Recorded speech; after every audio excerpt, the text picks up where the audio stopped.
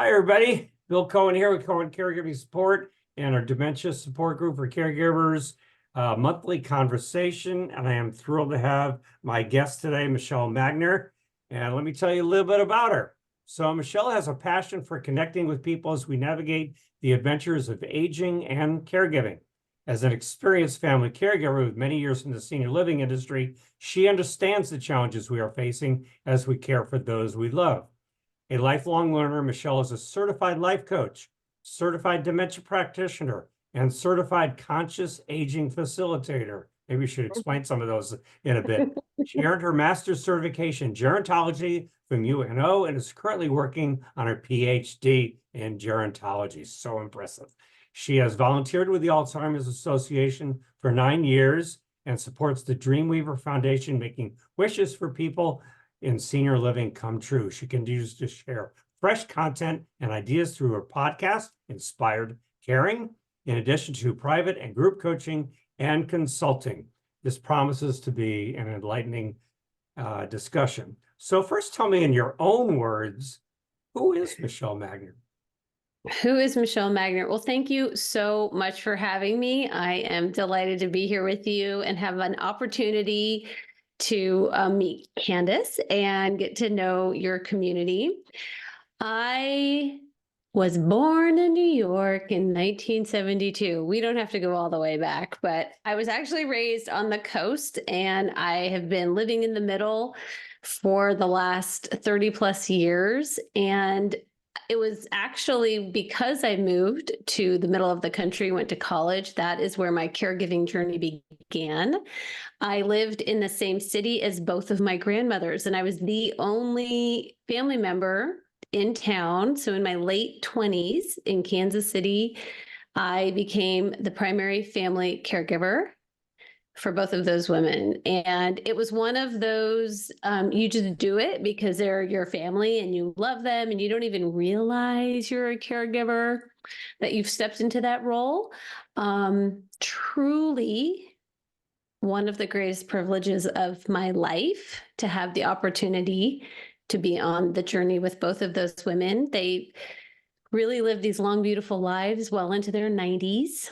And then we actually moved from Kansas City to Omaha, Nebraska to be by my husband's family because he is from this area. And we could tell something was kind of going on with his mom when we were in our late 30s. And ultimately, she was diagnosed with frontotemporal dementia.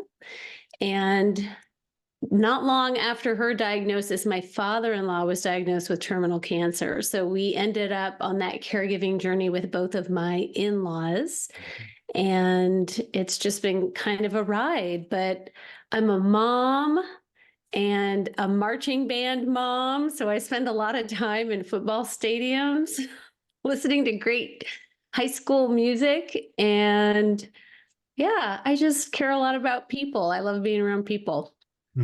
Sounds great. Well, you're certainly sound like a classic sandwich generation and probably close to what I called one of my former support group attendees, triple decker club. But fortunately, you and your husband are doing well. We are doing well, and my kids absolutely were raised in assisted living and nursing home environments. Our second daughter, she was just I have, a hot little baby. And so I remember on blustery days like we're having today, taking her to the assisted living and just stripping her down to a onesie.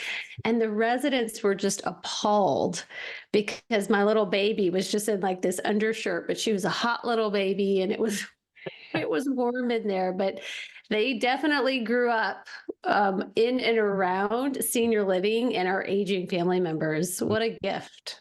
Well, hopefully you won't end up there, but if you ever do, they won't be afraid of going into place. That's right. That's right. They're acclimated. Yeah, I know some people say, I can't handle it. I can't go in there.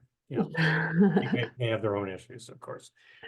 So talk a little bit more about your caregiving journey, which led you to become a caregiver and inspiration for others. When I was raising our children, our family. Had stayed home for 12 years, actually, had the privilege of doing that, and was subsequently then able to take care of my grandmothers when we realized it was time for them to move to senior living. I helped them with that entire transition, taking away the car keys, and ultimately ended up inheriting both of their homes with a lifetime of belongings in there. It was just, like I said, such a privilege. And being in that environment, I knew how comfortable I felt being around seniors. And my peer group at the time thought that was pretty odd, because here I am in my late 20s, early to mid 30s, and just really, really comfortable in that environment. And so I knew that once I went back to work, I wanted to work with seniors. And I didn't know what that looked like or how that would shake out. And this woman gave us a tour of a senior living community in Kansas City. And I thought, she has the perfect job. Like, she was just this bright, bubbly sunshine.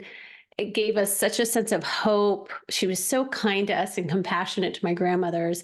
And it took me 12 years to manifest that job. And ultimately, I did end up working in one of the care communities here in the Omaha area. So the caregiving experience itself just really informed my future career and studies.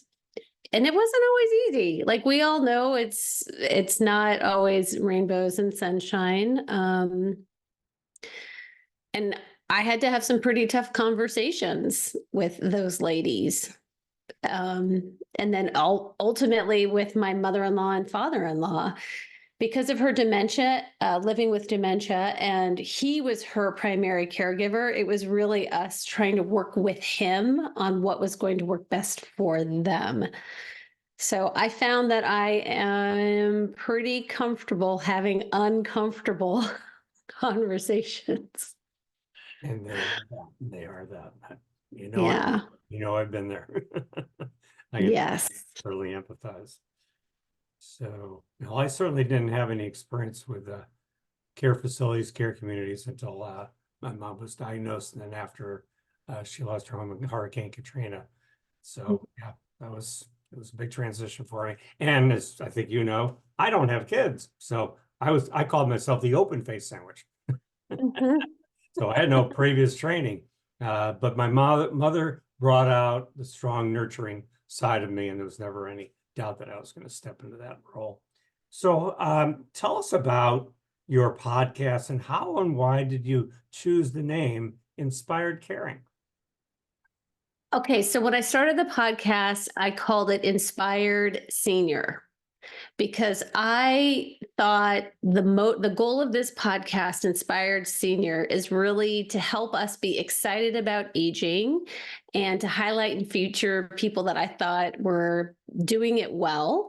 And how do we take care of our senior population, Inspired Senior? Well, what I quickly learned, Bill, is that nobody wants to be called a senior.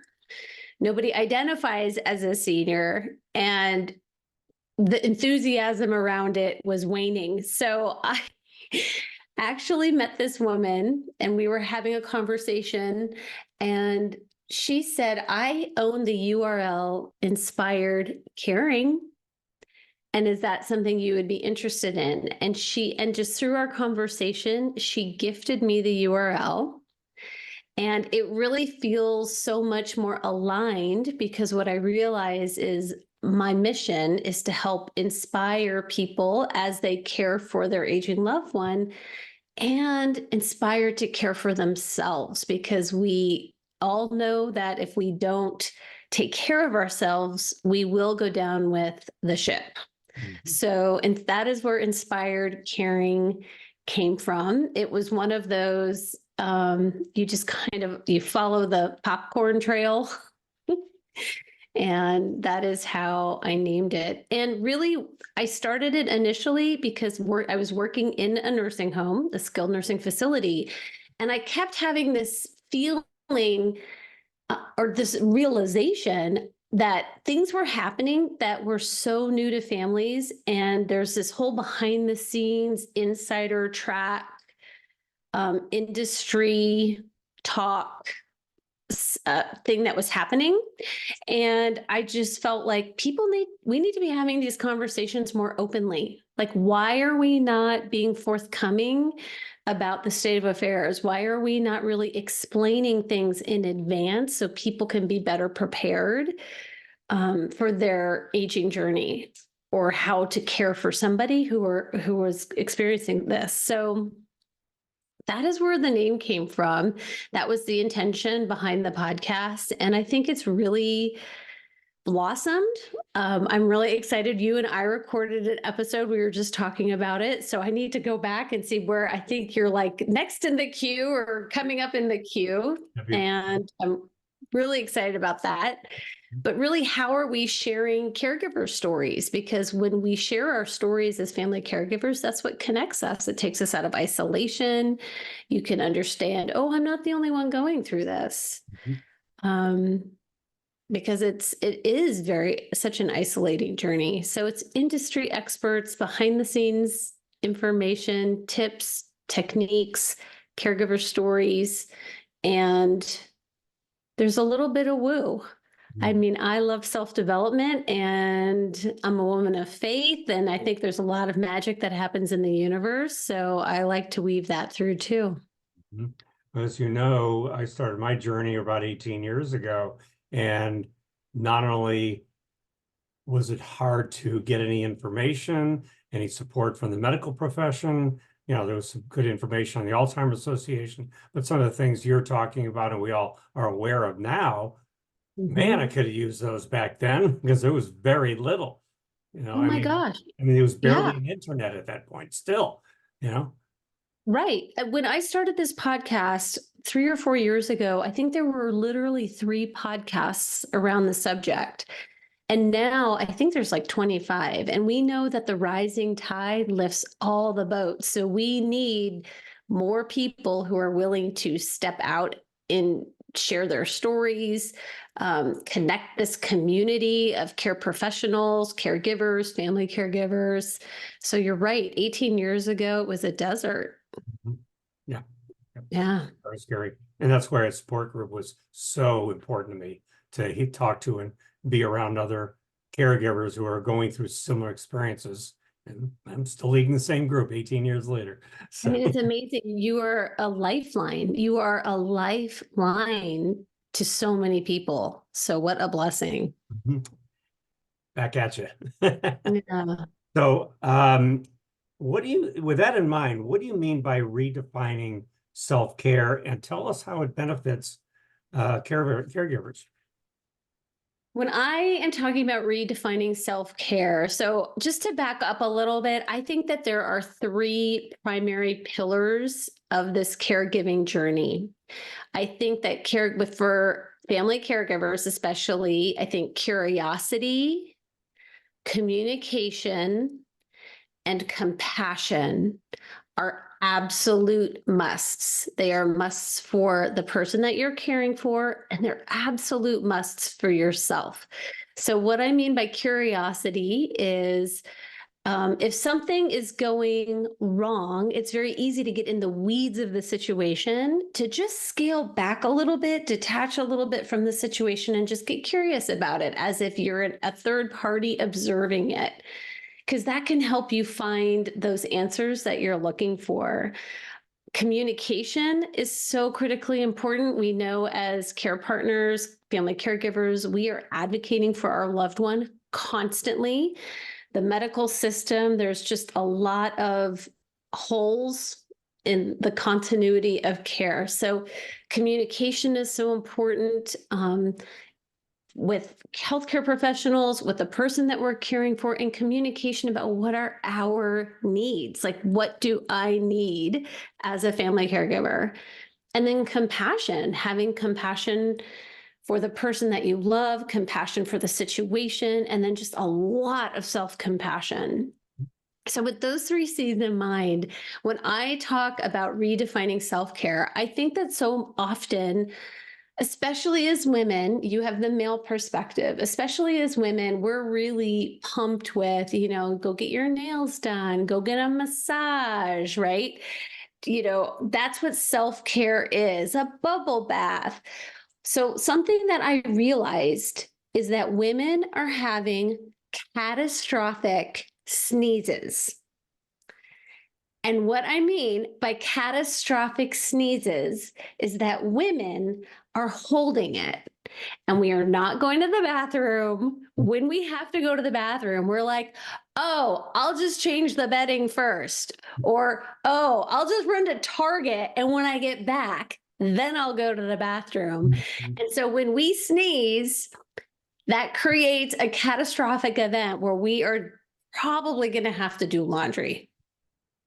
And I think you're reading between the lines. It's because we've wet our pants.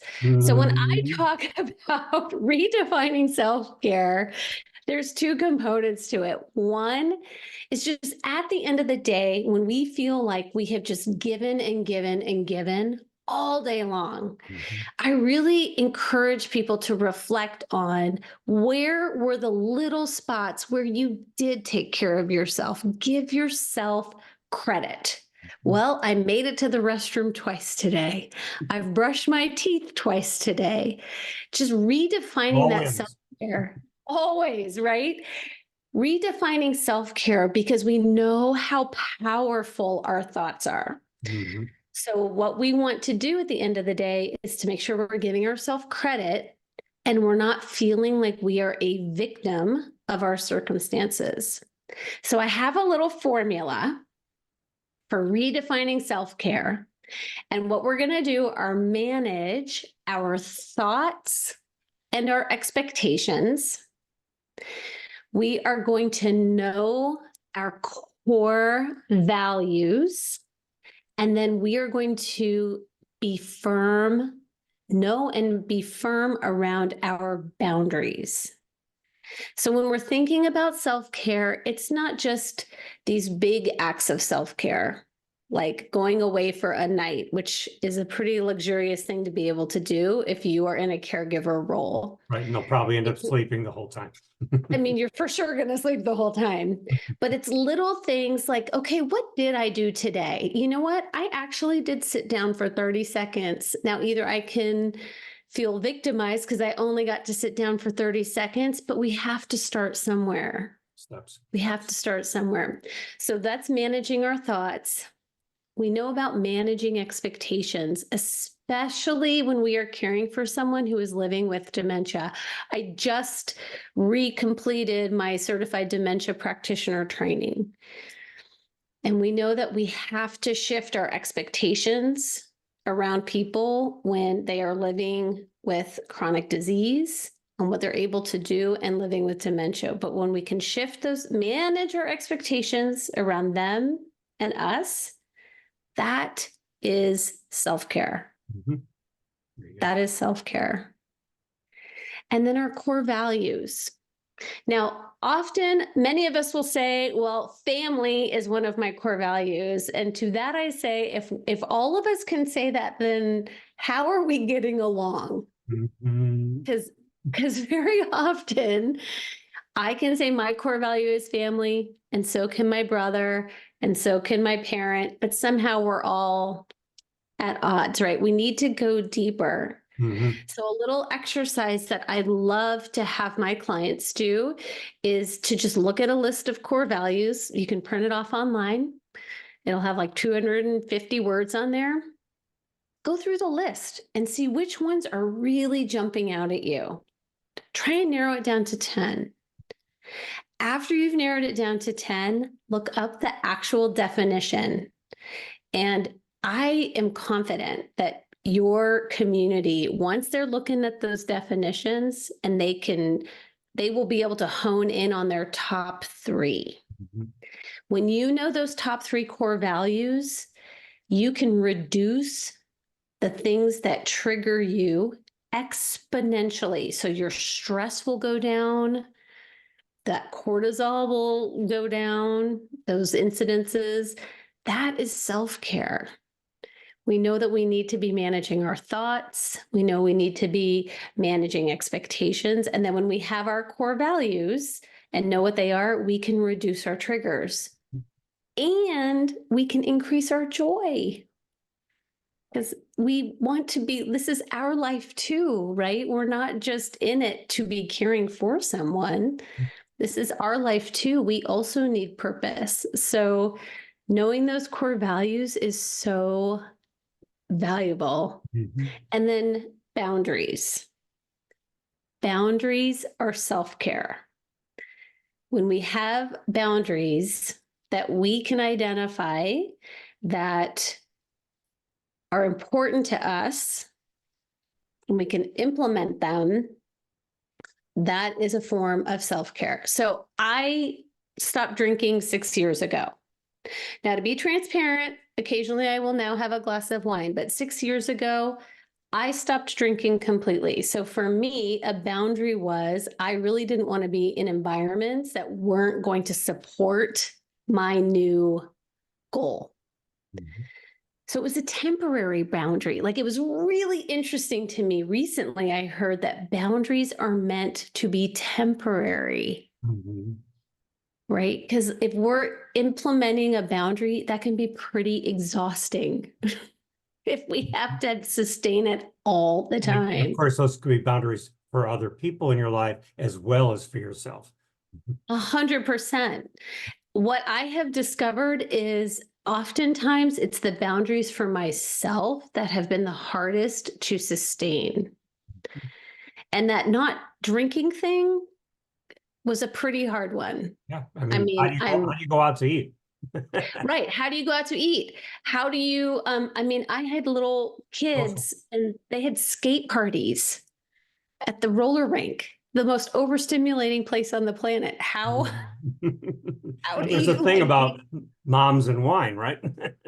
I mean, drunko, right? Bunko with wine. It's a whole thing. It's a whole phenomenon. It's very woven through our culture.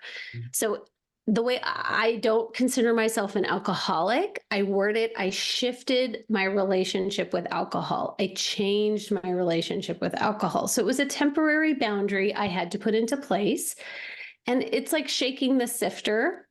Not all my friends made it because some of them really weren't interested in Michelle 2.0. They liked the other version. Mhm.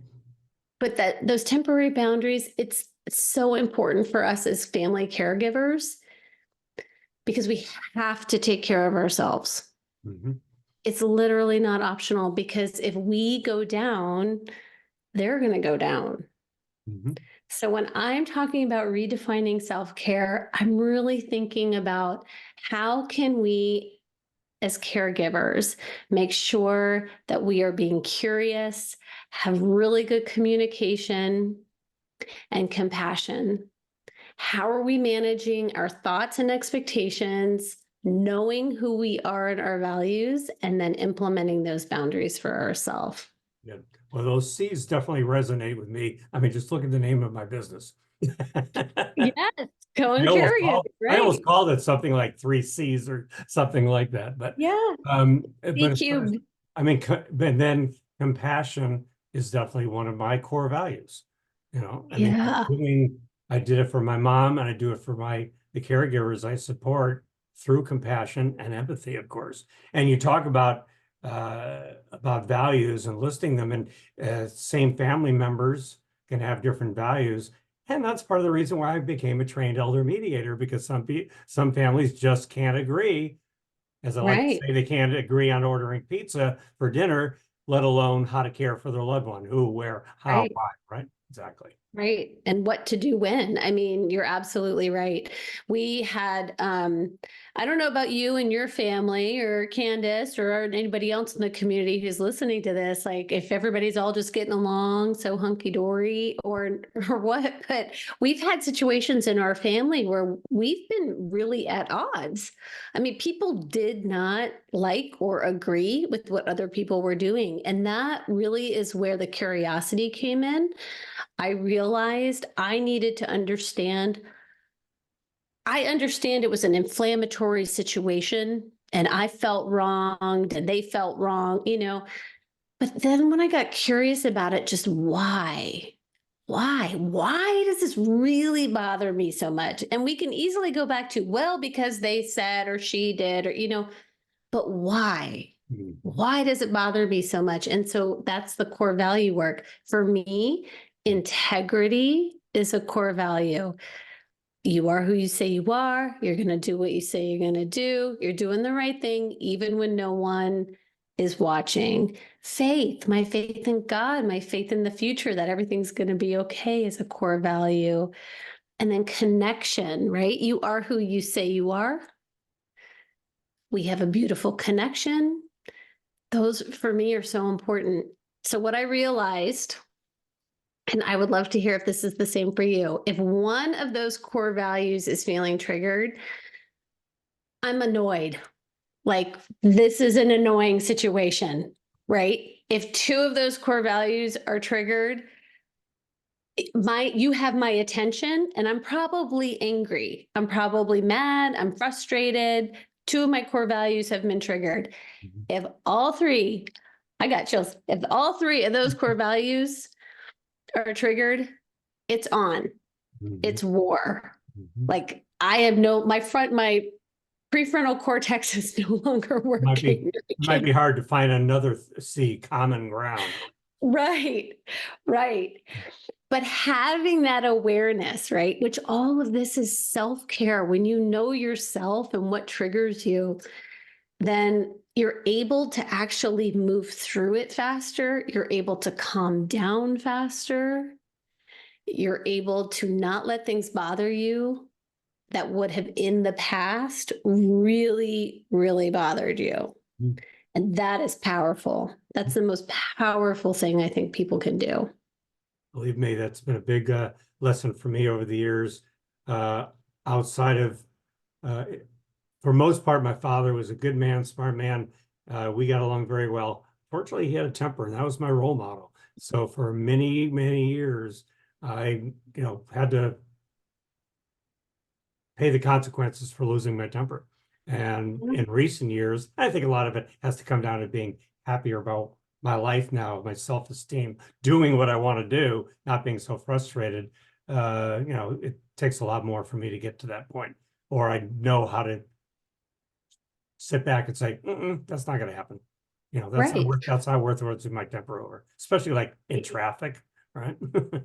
Right. Well, and with compassion as a core value, like if you are perceiving something as not a compassionate situation, that's going to be very angering and triggering to you.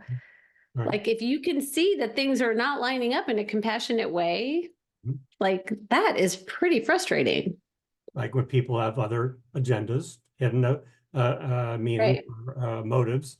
And there's two other C's that, and you've probably heard me talk about this, that I love to collaborate. And when I have Yes. people who are more competitive rather than collaborative, that's a trigger for me. Yes. And those people Yes. certainly will not be on my A team. Right. And collaboration is so important because we are literally all in this together. We all have our own unique stories and journey and resources and even where there is a melding of some of those things, like as I mentioned, I'm a woman of faith. I just really you are me and I am you. And that's why I see our senior population like I feel like I can Mhm. see who they are, right? Their facade, their age. It just is, I respect it tremendously. I have reverence for it. But we're just all connected. Mhm. So collaboration is so important because we are all connected. Exactly. And I Yeah. appreciate your bringing of faith because regardless of denomination or any affiliation, there are some core values, core things that binds us all together, like the Ten Yeah. Commandments, the Golden Rule. I have an occasional even, not that it's not a 12-step program like AA, but the Serenity Prayer, which is Yeah. non-denominational and is so important for caregivers to remember grant me the serenity to accept the things I cannot change, right? Right. and Right. have the courage to do Absolutely. things they can and know the difference, right? Yeah. That's so I important. mean, for me, faith has carried me through. Mhm. It really has for me. I have best friends who are Muslim, best friends who are Jewish, best friends who are agnostic, best friends who are atheists. Like for me, faith is an integral part of my world. When I was 8 years old, the church I grew up in, you had to wait till you were 8 to get baptized. And on my 8th birthday, I asked my mom, can I be baptized now? And she said, no, I don't think you know what you're talking about. I don't think you really know what you're asking for. So we're going to wait, because she falls into some other category other than where I land and walk. But Mhm. on my 9th birthday, I was like, okay, now I'm 9. Mhm. And so permission was granted. My granddad, who was a pastor, baptized me. It was beautiful. But Mhm. yeah. So for me, faith is just really important, because otherwise I can't make sense of things, Mhm. why they happen, or how I'm supposed to survive it. Like, I don't want to be in this alone. I want to be with you. I want to be with Candace. I want to know God's got me. Like, I think that's just really important.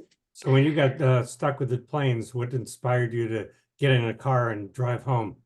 Oh my gosh. Okay. So Make I a went to quick story. Canada. Yeah. I went to Canada to visit my mom. Her husband was having surgery, Papa Ron, and I wanted to just go and be helpful and supportive. Although she cooked me all the meals and took care of me and drove me around, it was great. Um, so I had bad travel experiences getting through Chicago, both directions, and really I was fine going there until 10 p.m. at night, when I was sitting by myself in a hotel room, feeling at like all 3 of those core values triggered. Like, I was running out of hope. I was going to get there.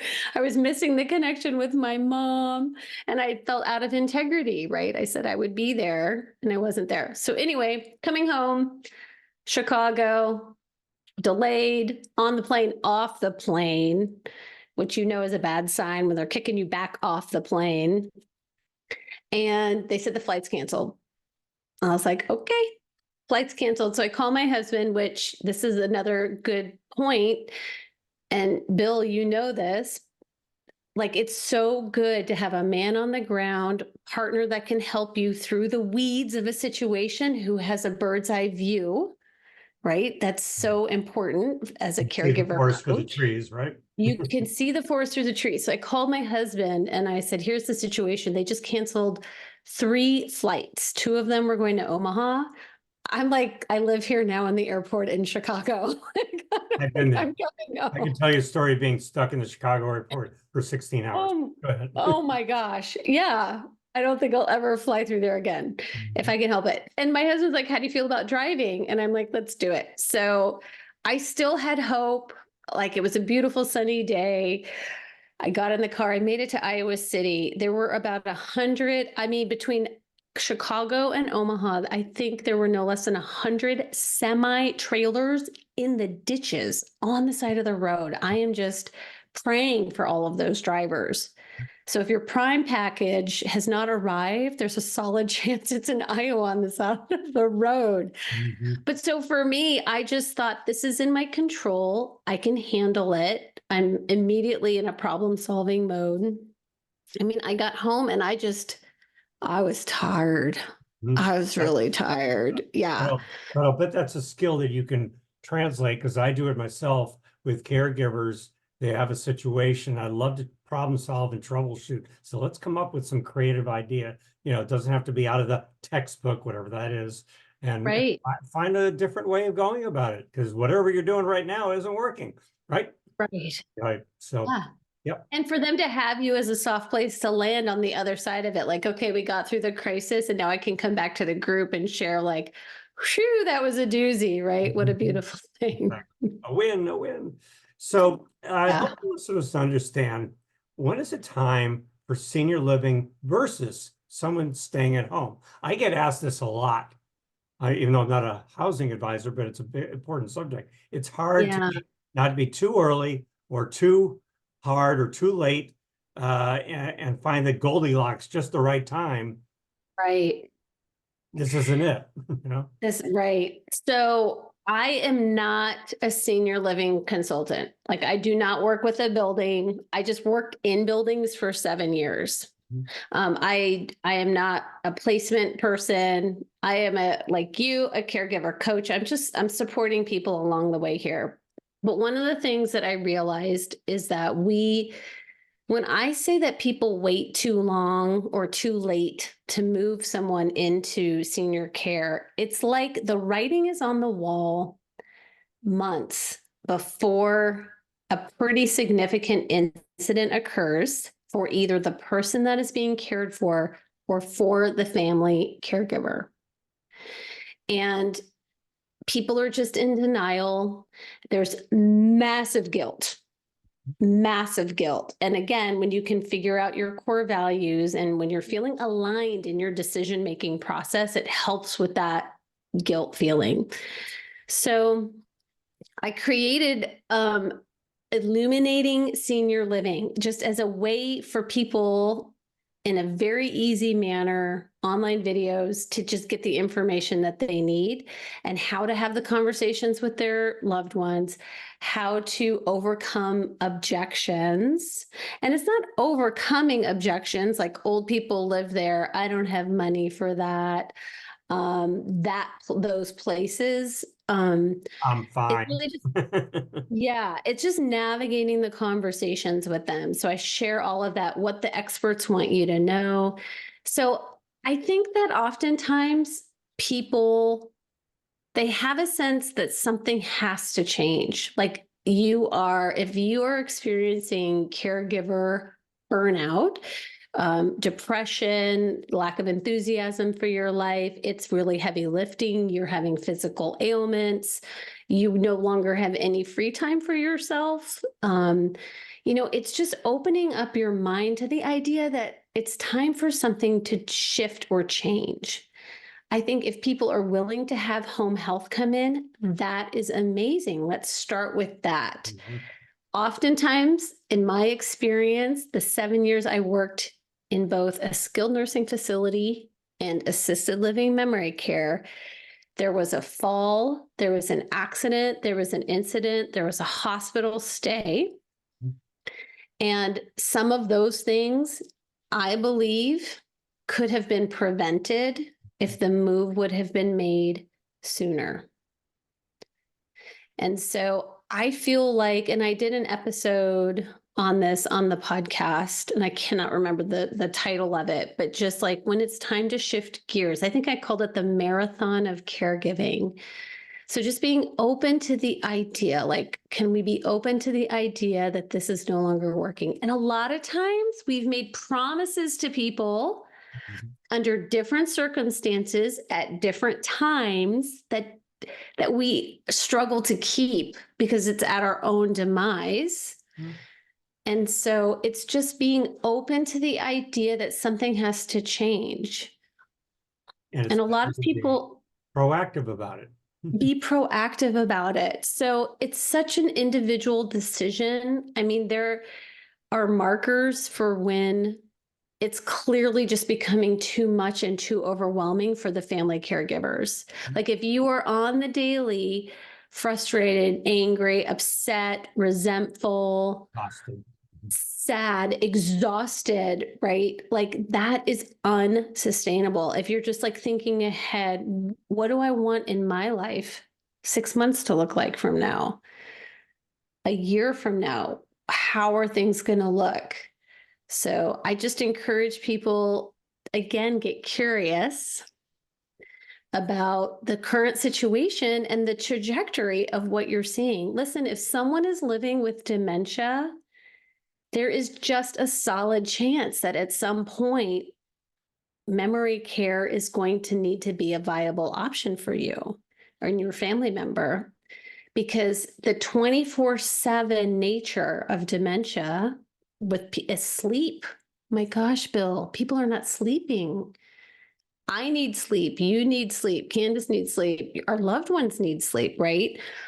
One of the other things that is coming to mind is we feel like, well, I can give them the best care. And there is some structure in care communities that happens because we're trying to meet their needs and their every whim and be really flexible. Well, actually, the structure is really helpful for people who are living with dementia. So every time, every time I have some before and after pictures from when I worked in my buildings, from when the day they came, they moved in, admitted from the hospital, to 3 months later after being in the care community environment, that would blow your mind. This is from when I worked in the building. So I don't have access to them anymore, but I did so many presentations with these photographs. They looked like different people.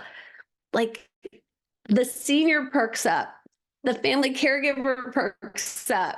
You can go back to being a daughter or a spouse or a husband or a son, and let the heavy lifting care piece be handled. And it really shifts back the relationships for everybody. You can't be that other relationship when you're exhausted, you're doing Right. all those caregiving things. You know, it changes. Right. Like, It changes your relationship when you're having to toilet and bathe someone that you love. And I feel like, again, it goes back to sustainability. Like, I think a lot of things you can get through in a certain period of time, but if we're talking about chronic disease or illness, like just being open to this idea of how do I want this to go, and just getting a little bit of information here or there, just a little bit of information, just so you have it on deck if you ever need it, is a really good idea. yeah. Great stuff. So one last thought. Anything else that you'd like other caregivers to know, understand about care with a loved one? Or again, why is this such a passion for you? Take your choice, whatever you want. Last thoughts.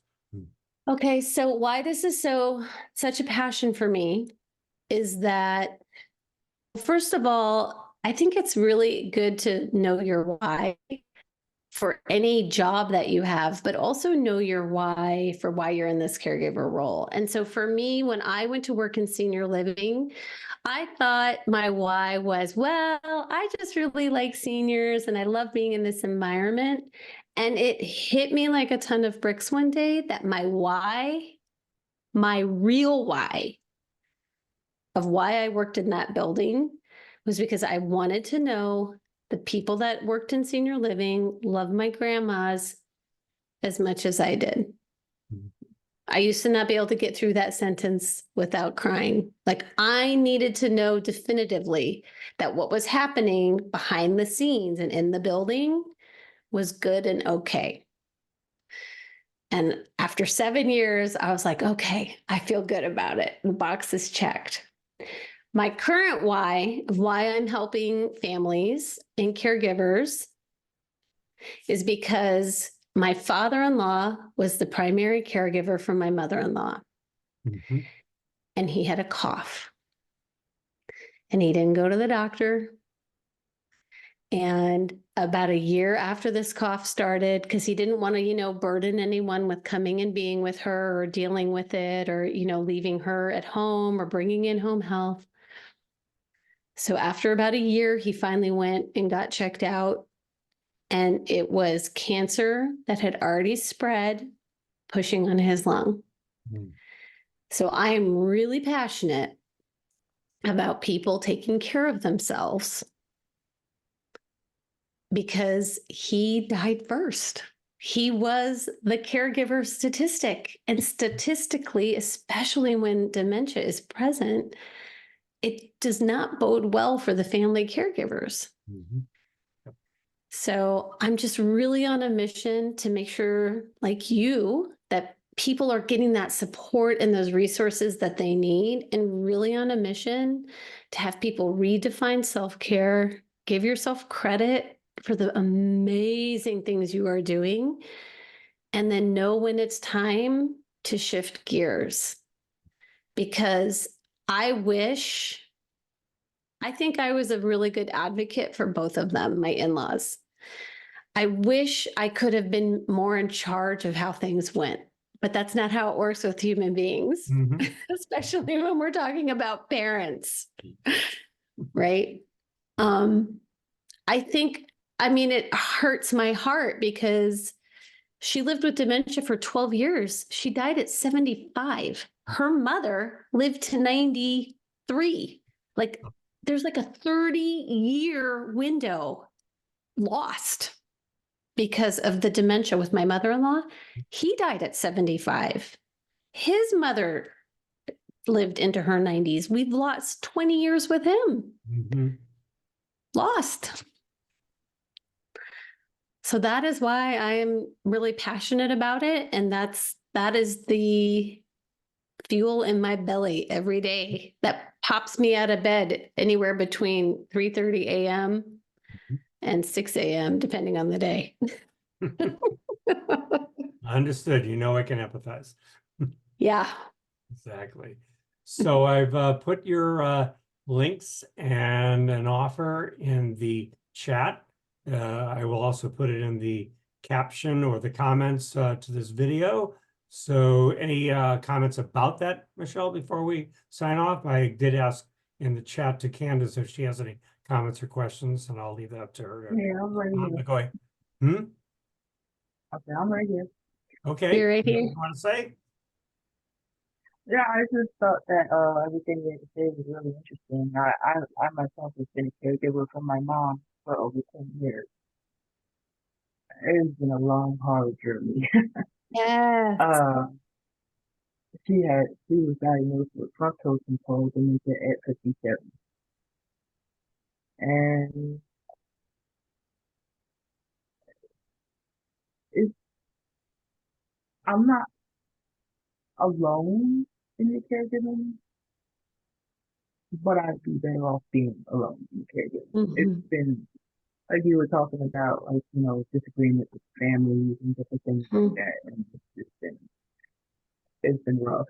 Um, so I can relate to a lot of what you say, especially about how the relationship changes when you have to start doing the physical stuff, feeding and changing diapers. And, Mhm. I actually enjoy taking care of my mom. I don't enjoy the circumstance. So there you have it. Yeah.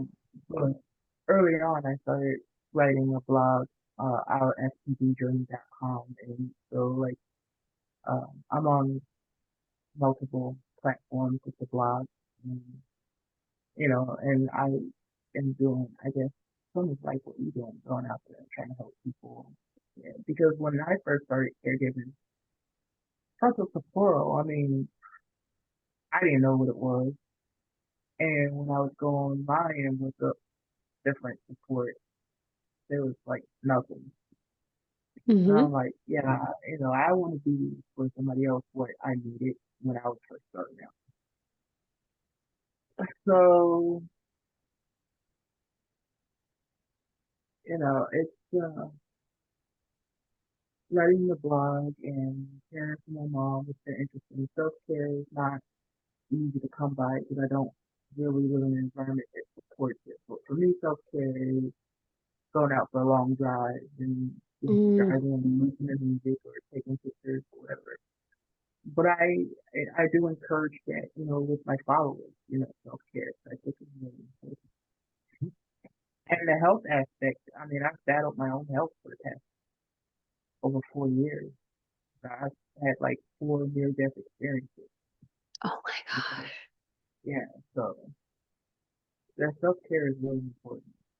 I mean, it's everything. Yeah. She needs you. You're the poster child, Candace. Yeah. I am. I stress it all the time, for people to care. Mhm. Very good. Well, I would love to have you on Inspired Caring to share your caregiving experience. I think that would be really lovely. 2 votes here. Yeah. Right. So I'm open to it. I put her website in the chat as well. Okay, Yeah, I'll great. put my email in there too. Mhm. Very good. Actually, I'll just uh, Okay. Any last Thank thoughts? you. Liz. I welcome. just want to give everybody props for for being here, for being part of Bill's group, because I know it is hard to carve out those moments for yourself and to connect with other people. And it's just so important. And to keep up the good work. You are doing a great job. We're all operating at the speed of information. We're doing the best we can. So give yourself credit. And when we know better, we can do better. And that's okay. Like, we're just doing the best we can. And give yourself grace. Give yourself grace and Still compassion. runs, still runs a great group. So it's not too hard to carve out time. Good. That's great. Trying my best. Thank you. Thank you so much for having me. Been a pleasure. I knew it was going to be a good discussion and conversation. So I look forward to seeing my conversation with you.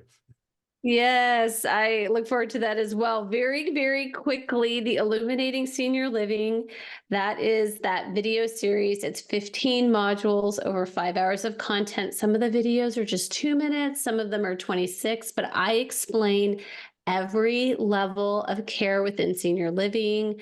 I explain what the experts want you to know, common objections, how to introduce the topic. I have multiple videos on that.